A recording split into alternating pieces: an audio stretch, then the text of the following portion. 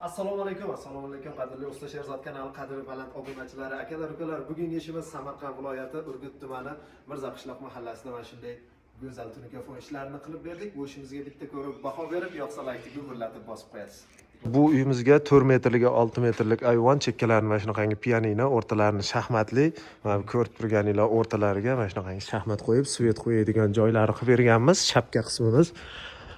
Shapka qismimizga 45 gradusli kobra fasonda tarnovlari bilan, bu tomon shapka qismimiz, bu tomoniga ham kobra fason tarnovlarni qo'yib berganmiz. Regl apshipka hamda ustunlarni ham mana shunga o'xshatib juda ham chiroyli qilib apshipka qilib berganmiz. Bitta ko'rib baho berib qo'yasizlar. Xo'p. Endi esa ayvonimiz 3,5 metrga, uzunasi 21 metrlik ayvon.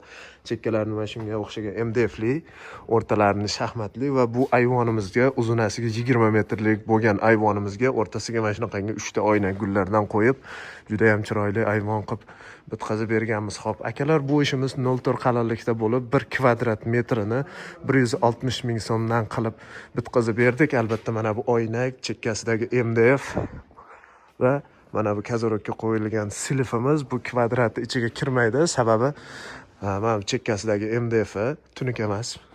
Oynaga bu ham tunuka emas. Tarnovlari metrajni hisoblanadi, hammanglar bilasizlar.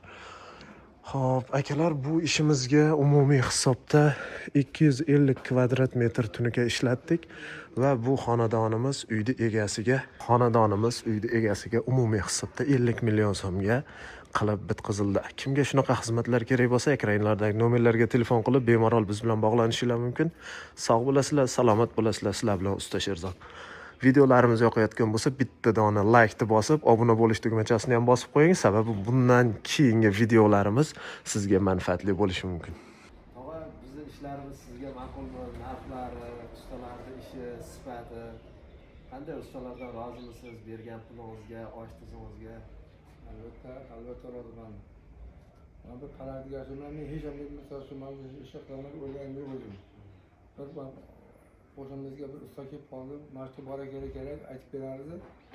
Menga ta'rif qilib olim pasora qilaman degan, to'xtalib biz vodiydan so'rab kelgan. Bir borib ko'raylik dedim, o'g'lim haqiqatda boray dedi. Men usta boray keldik. Men xudo xayr men ayolni pasora qildi. Endi hayotda bo'lsa o'g'lim mamnunman. Allah nasib ta'rif qilsa yana men usta boray talablar ishlar, telefonni bilan talab qilsa, men sizlarga aytib turaman. Tavsiya qilib berishadi. Qo'ni qo'shni bahramon bo'lib. Albatta rahmat. Va bergan pulingizga, oshingizlaringizga rozi bo'ling. Sizlar rozi bo'lganingizga hamma yo'q. Albatta achchiq shu gapni ham o'zi sizlardan bo'lsin. Yo qarashilmagan bo'lsa kechirasizlar. Yomon gaplardan bo'lsa o'zi sizlardan. Men sizlardan nihoyatda mamnunman. Hammasi yaxshi zo'r zakonda.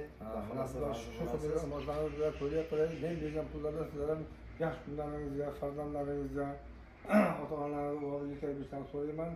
Va sallallohu alayhi va xayri xalqi Muhammad va alihi va sahbihi برحمتك الله أكبر.